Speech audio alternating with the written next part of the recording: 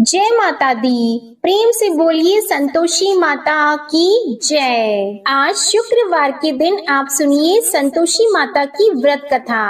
एक बुढ़िया थी और उसके 7 बेटे थे। 6 बेटे कमाने वाले थे और एक बेटा निकम्मा था। बुढ़िया माँ 6 पुत्रों की रसोई बनाती, भोजन कराती और पीछे से जो कुछ बचता वो 7वें पुत्र को दे देती। परंतु वह बड़ा भोला भाला था, मन में कुछ विचार नहीं करता था। एक दिन वह अपनी बहू से बोला, देखो मेरी माता का मुझ पर कितना प्रेम है। वह बोली, क्यों नहीं, सबका झूठा बचा हुआ तुमको खिलाती है। वह बोला, ऐसा भी हो सकता है क्या? मैं जब तक आंखों से न देखूं मान नहीं सकता। बहू ने हंसकर कहा, देख लोगी तब तो मानोगी। कुछ दिन बाद बड़ा त्योहार आया। घर में 7 प्रकार के भोजन और चूरमा के लड्डू बने। वह जांचने को सर के दर्द का बहाना कर पतला कपड़ा सिर पर ओढ़कर रसोई घर में सो गया और कपड़े में से सब देखता रहा। 6 भाई भोजन करने आए। उसने देखा माँ ने उनके लिए सुंदर सुंदर आसन बिछाए, 7 प्रकार की रसोई परोसी। वह आग्रह करके जिमाती रही, वह देखता रहा। 6 भाई भोजन कर उठे तब माँ ने उनकी झूठी थालियों में से लड्डुओं के टुकड़ों को उठाया और एक लड्डू बनाया। झूठन साफ करके बुढ़िया माँ ने पुकारा, उठ बेटा, 6 भाई भोजन कर गए, अब तू ही बेटा बाकी है, उठ और तू कब खाएगा?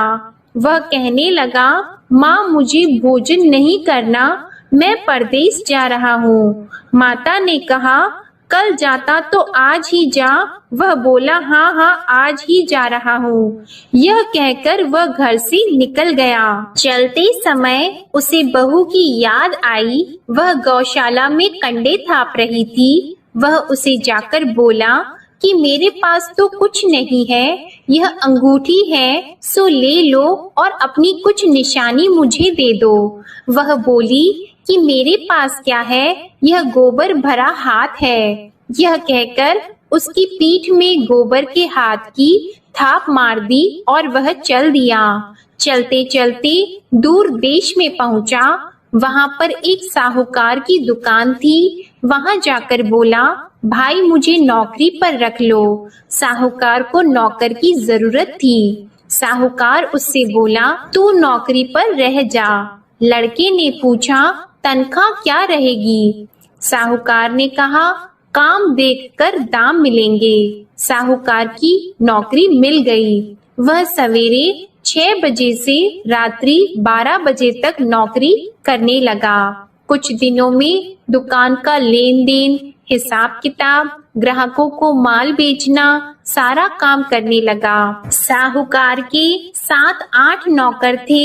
वे सब चक्कर खाने लगे कि यह नया नौकर बहुत होशियार बन गया है। सेठ ने भी काम देखा और 3 महीने के अंदर ही उसे मुनाफे का साझीदार बना लिया। 12 वर्ष में वह नामी सेठ बन गया और मालिक सारा कारोबार उस पर छोड़कर बाहर चला गया। अब बहू पर क्या बीती वह सुनो। सास ससुर उसे दुख देने लगे। सारी गृहस्थी का काम करा के उसे लकड़ी लेने जंगल में भेजते। इस बीच घर की रोटियों के आटे से भी जो भूसी निकलती उसकी रोटी बनाकर रख दी जाती और फूटे नारियल की नरेली में पानी। इस तरह दिन बीतते रहे। एक दिन वह लकड़ी लेने जा रही थी कि रास्ते में बहुत सी स्त्रियां संतोषी माता का व्रत करती दिखाई दी। वहां यह खड़ी होकर कहने लगी, बहनों, यह तुम किस देवता का व्रत करती हो और इसके करने से क्या फल होता है? इस व्रत के करने की क्या विधि है? यदि तुम अपने इस व्रत का विधान मुझे समझाकर कहोगी तो मैं तुम्हारा बड़ा एहसान मानूंगी। तब उनमें से एक स्त्री बोली, सुनो, यह संतोषी माता का व्रत है। इसके करने से निर्धनता दरिद्रता का नाश होता है, लक्ष्मी आती है, मन की चिंताएं दूर होती हैं, घर में सुख होने से मन को प्रसन्नता और शांति मिलती है। निपुत्री को पुत्र मिलता है, प्रीतम बाहर गया हो तो शीघ्र आता है। कुंवारी कन्या को मनपसंद वर मिलता है, राजद्वार में बहुत दिनों से मुकदमा चलता हो तो वह भी खत्म होता है। कलह क्लेश की निवृत्ति हो, सुख शांति हो, घर में धन जमा हो, पैसा जायदाद का लाभ हो और भी मन में जो कुछ कामना हो वह सब इस संतोषी माता की कृपा से पूरी होती है। स्त्री कहने लगी, 1.25 आने का गुड़ चना लेना, इच्छा हो तो 5.25 आने का लेना या 1.25 रुपए का भी, सहूलियत के अनुसार ही लेना, बिना परेशानी श्रद्धा और प्रेम से जितना भी बन सके सवाया लेना। 5.25 पैसे से 5.25 आने तथा इससे भी ज्यादा शक्ति और भक्ति के अनुसार ले लेना। हर शुक्रवार को निराहार रहकर कथा कहना और सुनना। इसके बीच क्रम टूटे नहीं, लगातार नियम पालन करते रहना। सुनने वाला कोई न मिले तो घी का दीपक जलाकर उसके आगे जल के पात्र को रखकर कथा कहना, परंतु नियम न टूटे। जब तक कार्य सिद्ध न हो नियम पालन करना और कार्य सिद्ध हो जाने पर व्रत का उद्यापन करना। 3 मास में माता फल पूरा करती है। यदि किसी के खोटे ग्रह हो तो भी माता 1 वर्ष में अवश्य कार्य सिद्ध करती है।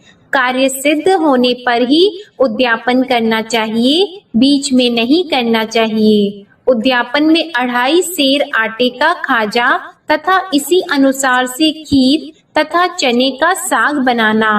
8 लड़कों को भोजन कराना, जहाँ तक मिले देवर जेठ भाई बंधु कुटुंब के लड़के लेना, न मिले तो रिश्तेदारों और पड़ोसियों के लड़के बुलाना। उन्हें भोजन कराकर यथाशक्ति दक्षिणा देना और माता का नियम पूरा करना।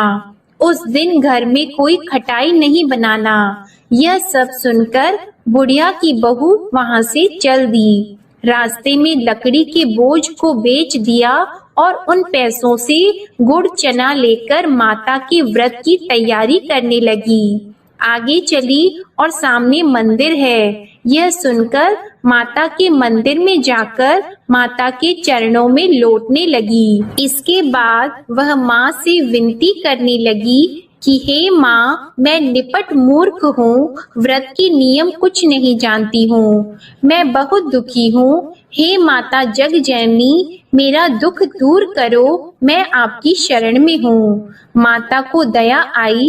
एक शुक्रवार बीता कि दूसरे शुक्रवार को ही इसके पति का पत्र आया और तीसरे को उसका भेजा हुआ पैसा भी आ पहुँचा। यह देखकर जेठानी मुंह सिकोड़ने लगी। इतने दिनों में इतना पैसा आया, इसमें क्या बढ़ाव है। लड़के ताने देने लगे कि काकी के पास अब पत्र आने लगे, रुपए आने लगा, अब तो काकी की खातिर बढ़ जाएगी, अब तो काकी बुलाने से भी नहीं बोलेगी। बेचारी सरलता से यह कहती है कि भैया पत्र आएगा, रुपए आएंगे तो हम सबके लिए अच्छा है। ऐसा कहकर आंखों में आंसू भरकर संतोषी माता के मंदिर में आकर मातेश्वरी के चरणों में गिरकर रोने लगी। माँ, मैंने तुमसे पैसा नहीं मांगा, मुझे पैसे से क्या काम है, मुझे तो अपनी सुहाग से काम है, मैं तो अपने स्वामी की दर्शन और सेवा मांगती हूँ।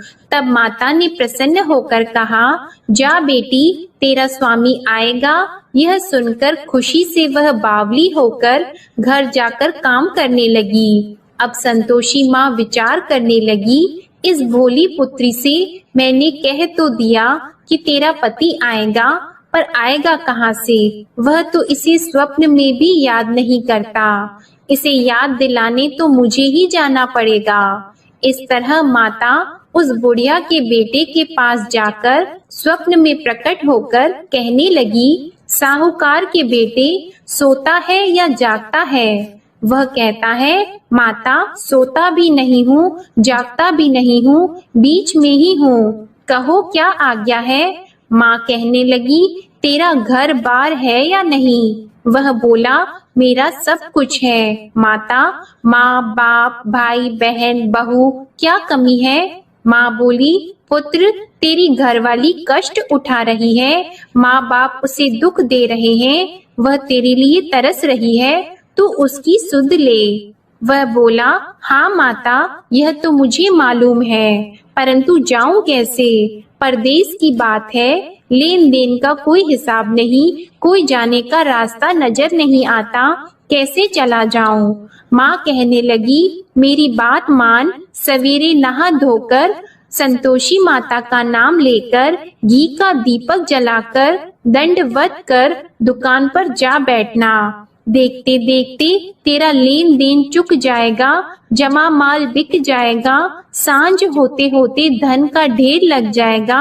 अब तो वह सवेरे बहुत ही जल्दी उठकर मित्र बंधुओं से अपनी सपने की बात कहता है। वे सब उसकी बात अनसुनी करके खिल्ली उड़ाने लगे। कहीं सपने भी सच्चे होते हैं। एक बूढ़ा बोला, देख भाई मेरी बात मान, इस तरह साच झूठ कहने के बदले देवता ने जैसा ही कहा है वैसा ही करना, तेरा क्या जाता है। अब बूढ़े की बात मानकर वह नहा धोकर संतोषी माता को दंडवत कर घी का दीपक जलाकर दुकान पर जा बैठता है। थोड़ी देर में वह क्या देखता है कि देने वाले रुपया लाए, लेने वाले हिसाब लाए। कोठे में भरे सामानों के खरीदार नगद में सौदा करने लगे। शाम तक धन का ढेर लग गया। मन में माता का नाम लेकर प्रसन्न होकर घर जाने के वास्ते गहना कपड़ा सामान खरीदने लगा। यहाँ के काम से निपट घर को रवाना हुआ। उधर बहू बेचारी जंगल में लकड़ी लेने जाती है। लौटते वक्त माताजी के मंदिर पर विश्राम करती है।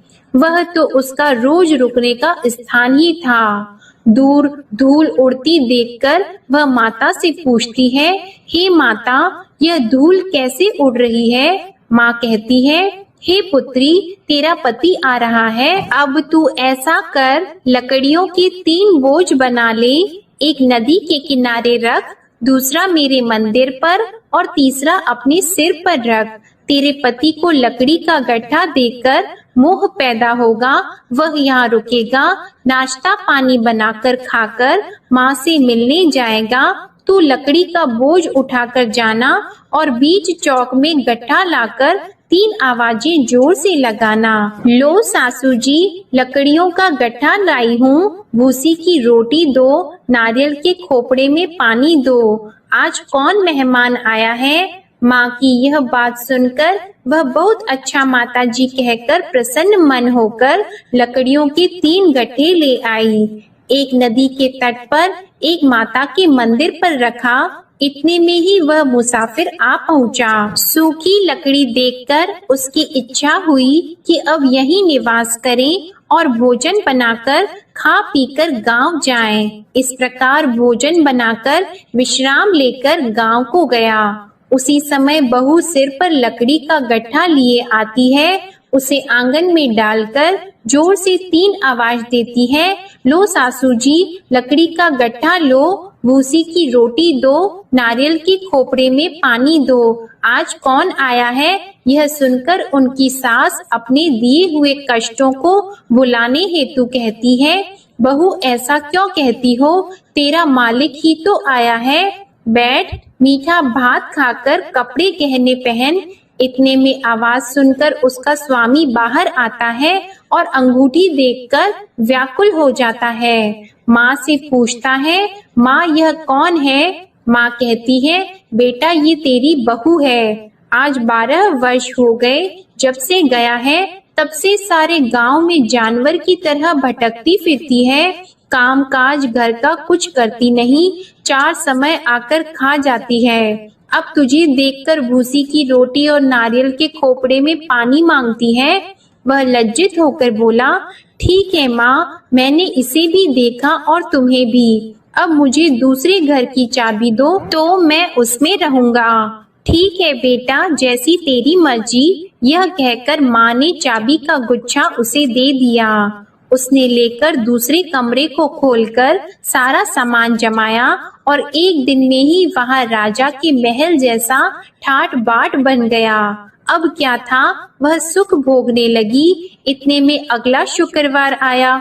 उसने अपने पति से कहा, मुझे माता का उद्यापन करना है। उसका पति बोला, बहुत अच्छा, कर लो, अपनी खुशी से यह भी कर लो। तुरंत ही वह उद्यापन की तैयारी करने लगी। जेठ के लड़के को भोजन के लिए कहने लगी। उसने मंजूर किया, परंतु पीछे जेठानी अपने बच्चों को सिखाती है, देखो भोजन के समय सब लोग खटाई मांगना, जिससे इसका उद्यापन पूरा न हो। लड़के खाना खाने आए, खीर पेट भरकर खाई, परंतु बात याद आते ही कहने लगे, हमें कुछ खटाई खाने को दो, खीर खाना हमें भाता नहीं, यह देखकर अरुचि होती है। बहू कहने लगी, खटाई किसी को नहीं दी जाएगी, यह तो संतोषी माता का प्रसाद है। लड़के उठकर खड़े हुए और बोले, पैसे लाओ।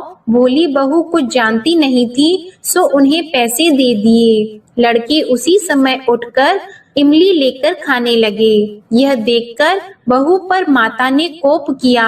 राजा के दूत उसके पति को पकड़कर ले गए और जेठ जेठानी मन माने खोटे वचन कहने लगे। लूट लूट कर धन इकट्ठा कर लाया था, सो राजा के दूत उसे पकड़कर ले गए हैं। अब सब मालूम हो जाएगा जब जेल की रोटी खाएगा। बहू से यह वचन सहन नहीं हुआ। रोती रोती माता के मंदिर में गई और बोली, हे माता, तुमने यह क्या किया? हंसाकर क्यों रुलाती हो? माता बोली, पुत्री, तूने उद्यापन करके मेरा व्रत भंग किया, इतनी जल्दी सब बातें भुला दी। वह कहने लगी, माता, भूली तो नहीं हूँ, न कुछ अपराध किया है, मुझे तो लड़कों ने भूल में डाल दिया, मैंने भूल से उन्हें पैसे दे दिए, मुझे क्षमा करो माँ। माँ बोली, ऐसी भी कहीं भूल होती है? वह बोली, माँ मुझे माफ कर दो, मैं फिर तुम्हारा उद्यापन करूंगी। माँ बोली, अब भूल मत करना। वह बोली, अब भूल नहीं होगी माता, अब बताओ वे कैसे आएंगे? माँ बोली, जा पुत्री, तेरा मालिक तुझे रास्ते में ही आता मिलेगा। वह निकली, रास्ते में पति आता मिला तो उसने पूछा, तुम कहाँ गए थे? वह कहने लगा, इतना धन जो कमाया है उसका टैक्स राजा ने मांगा था, वह भरने गया था। वह प्रसन्न होकर बोली, अच्छा हुआ, अब घर चलो। कुछ दिन बाद फिर शुक्रवार आया तो वह बोली, मुझे माता का उद्यापन करना है।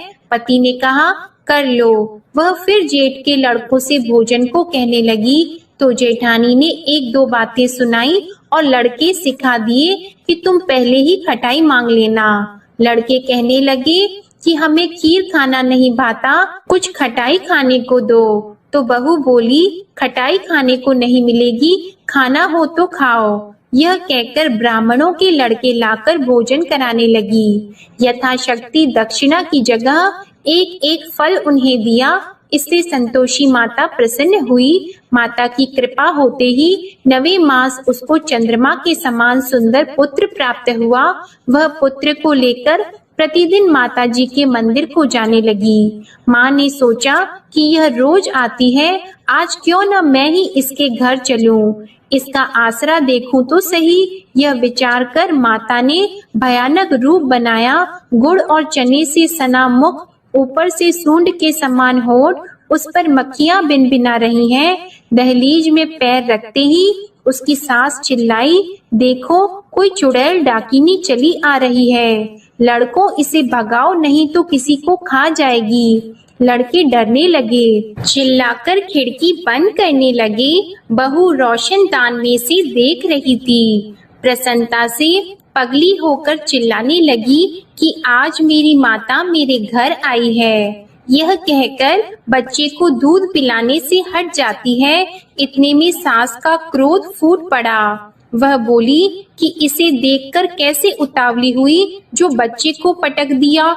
इतने में माँ के प्रताप से जहाँ देखो वहाँ लड़के ही लड़की नजर आने लगे। बहू बोली, माँ जी, मैं जिनका व्रत करती हूँ यह वह संतोषी माता है। इतना कहकर झट से सारे घर के किवाड़ खोल दिए और सबने माता के चरण पकड़ लिए और विनती कर कहने लगे, हे माता, हम मूर्ख हैं, अज्ञानी हैं, तुम्हारी व्रत की विधि हम नहीं जानते हैं। तुम्हारा व्रत भंग करके हमने बहुत बड़ा अपराध किया है। हे माता, बहू को जैसा फल दिया वैसा सबको देना। जो भी यह कथा पढ़ेगा या सुनेगा उसके सभी मनोरथ पूर्ण होंगे। प्रेम से बोलिए संतोषी माता की जय। आइए अब सुनते हैं संतोषी माता की आरती। जय संतोषी माता मैया, जय संतोषी माता, अपने सेवक जन की सुख संपत्ति दाता।